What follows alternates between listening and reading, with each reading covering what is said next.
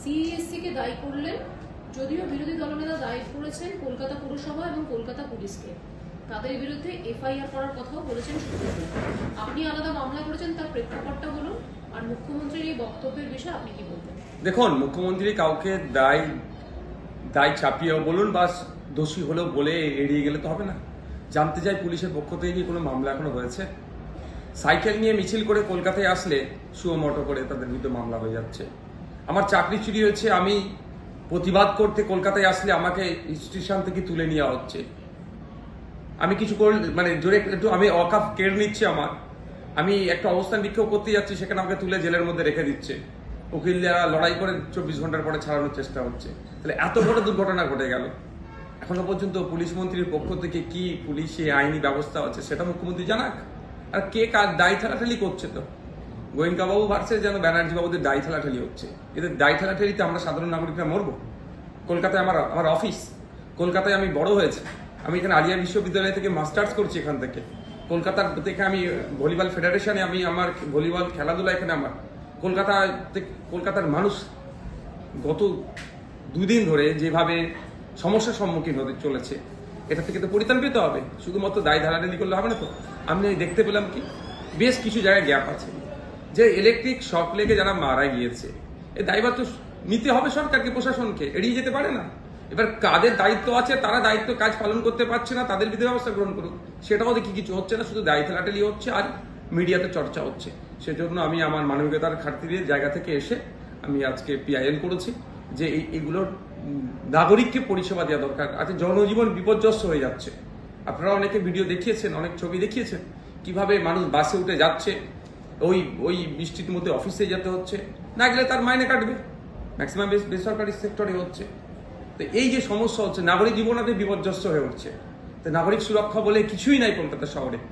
সেই জন্য আসছে আজ কোর্টের দ্বারস্থ হয়েছি।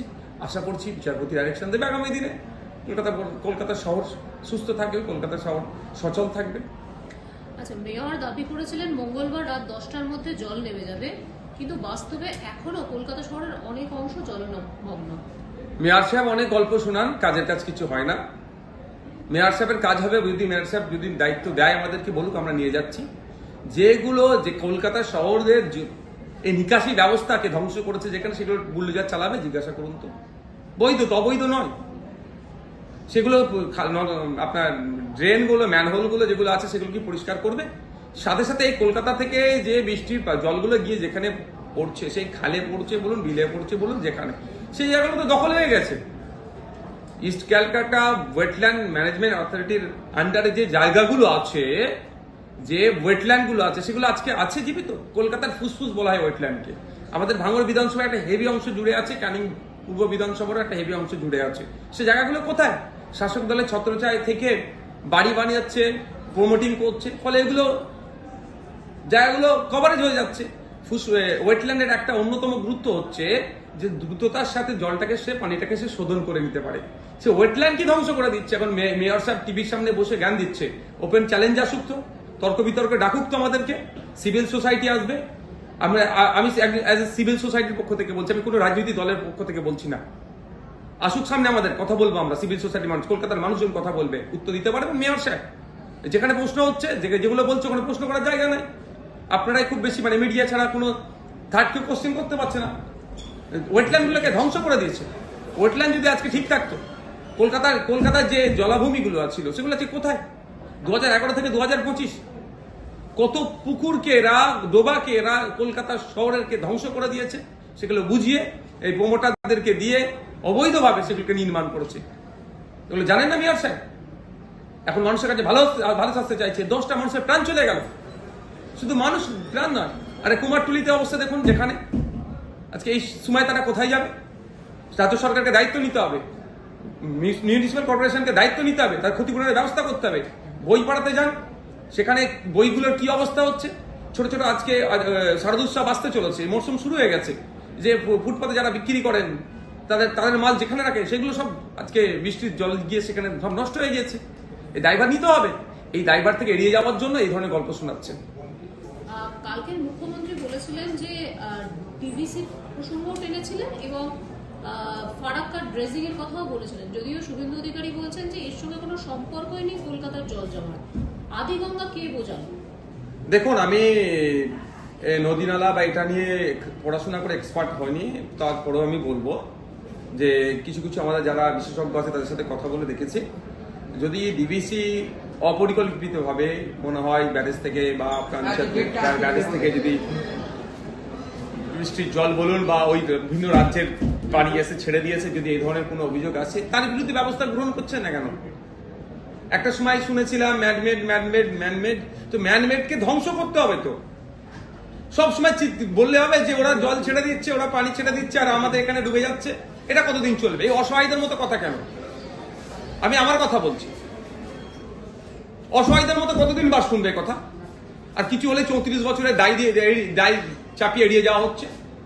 14 বছর উনি শাসন কার্য বাংলায় চালাচ্ছেন, 14 বছরে কি পরিবর্তন করেছে সেটাও জানতে চাইছি। যদি বারবার ডিবিসি এই পঞ্চায়েত থেকে যদি এই ধরনের এসে আমাদের এখানে ফেলাবিত হয়, আমাদের এখানে ক্ষতিগ্রস্ত হয়, আমরা এর বিরুদ্ধে কি ব্যবস্থা গ্রহণ করেছে? সংবিধানের 131 ক্লজ দিয়ে সেকশন দিয়ে আপনার আর্টিকেল দিয়ে সুপ্রিম কোর্টে মামলা করছেন না কেন? ডিবিসির বিরুদ্ধে কি একটা মামলা হয়েছে? বারবার শুনছি আমরা ডিবিসি না বলে পানি ছেড়ে দিচ্ছে। তো ডিবিসিতে আমাদের যে অফিসারগুলো নিয়োগ করা আছে তাদের ভূমিকা কি? যদি আমাদের না বলে ছাড়ে তাদের বিরুদ্ধে মামলা হচ্ছে না কেন? আমরা সাফার করছি। আর বাস্তবিক অর্থে বলছি, আদিগঙ্গা থেকে শুরু করে আপনার আমাদের যে ভাঙড়ের উপর দিয়ে যে খালগুলো বয়ে গেছে তার দুরবস্থা, এবং যে ওয়েটল্যান্ড আছে, এরা ওয়েটল্যান্ড নিয়ে কথা বলে শুনবেন। আমি তো এদেরকে মনে করি যারা এই ওয়েটল্যান্ড বোঝাচ্ছে তাদেরকে তো ধরে সর্বোচ্চ সাজা দিয়ে জেলের মধ্যে রাখা দরকার। কলকাতার ফুসফুস বলা হয় ওয়েটল্যান্ডকে, সে ওয়েটল্যান্ড এই শওকত মোল্লা সাহেবদের নেতৃত্বে ভাঙড়ের একটা অংশ এবং ক্যানিং এর একটা অংশকে এরা বুঝিয়ে রাস্তার সময় বাড়ি বানাচ্ছে। এই নিয়ে কলকাতা হাইকোর্টে মামলা হয়েছে। আর আমি আপনাদের বলে যাই, আমিও আগামী দিনে মামলা করতে আসছি কলকাতা হাইকোর্টে। আমি আসবো, আমি ভাঙড়ের তখন আসবো ভাঙড়ের বিধায়ক হিসাবে মামলা করতে। আজকে আমি এসেছি আমি একজন নাগরিক হিসাবে। কলকাতা থেকে আমি বড় হয়েছি, কলকাতায় আমার এখানে আমার স্পোর্টস গ্রাউন্ড, এখানে আমি খেলাধুলা করেছি, এখানে আমি পড়াশোনা করেছি। কলকাতার মানুষের দুর্দশার কথা ভেবে আমি একজন মানুষ হিসাবে মামলা করতে আজকে এসেছি। আর আগামী দিনে আমি আসবো মামলা করতে, এখানেই আসবো একজন ভাঙড়ের বিধায়ক হিসাবে। আমাদের বিধানসভায় ওয়েটল্যান্ড গুলোকে তা ধ্বংস করে দিচ্ছে, বুঝিয়ে সর্বনাশ করছে। গতকাল যখন এরকম প্রাকৃতিক দুর্যোগ অনেক মানুষকে বাধ্য হয়েছিলেন বেরোতে তারা, কিন্তু কোনো সরকারি বাস ছিল না, প্রাণ বাঁচালো শেষ পর্যন্ত বেসরকারি বাস এবং মেট্রো। 34 বছরের গল্প শুনিয়ে সবসময় এড়িয়ে যাওয়ার চেষ্টা হচ্ছে। এই 34 বছরের গল্প শুনিয়েছে, কিন্তু 14 বছর ধরে শিক্ষা, স্বাস্থ্য, গণপরিবহনের মতো গুরুত্বপূর্ণ বিষয়গুলোকে পুরো ধ্বংস করে দিয়েছে। আজকে সরকারি বাস কোথায়? গতকালকে তো বিশেষ করে বেশি বাস নামানো দরকার ছিল, তার পরিবর্তে বাস দেখা পাচ্ছিল না। ফলে আমরা দেখেছি, আপনারাই অনেকে দেখিয়েছেন ভিডিও, তার মাধ্যমে আমরা জানতে পেরেছি যে আপনার বাসে অত্যাধিক ভিড়। একটি বাস দাঁড়িয়ে আছে, তার পাশ দিয়ে যেতে যাচ্ছিল, বাসের দরজার কাছে ঝুলছিল, প্রাণহানির সংখ্যা ছিল। ভাগ্যক্রমে প্রাণে বেঁচেছে। সরকারের এই ব্যর্থতাগুলোকে নিয়ে চর্চা হচ্ছে না। যখন এই কথা হচ্ছে সেই 34 বছরের গল্প শোনাচ্ছে, এগুলো বন্ধ করা দরকার, এইগুলো থেকে নিস্তার পাওয়া দরকার। কিন্তু কে? এটা সরকার চলছে না, এটা সার্কাস চলছে। খেলা মেলা করে হাজার হাজার কোটি টাকা ধুলিস্যাৎ করছে।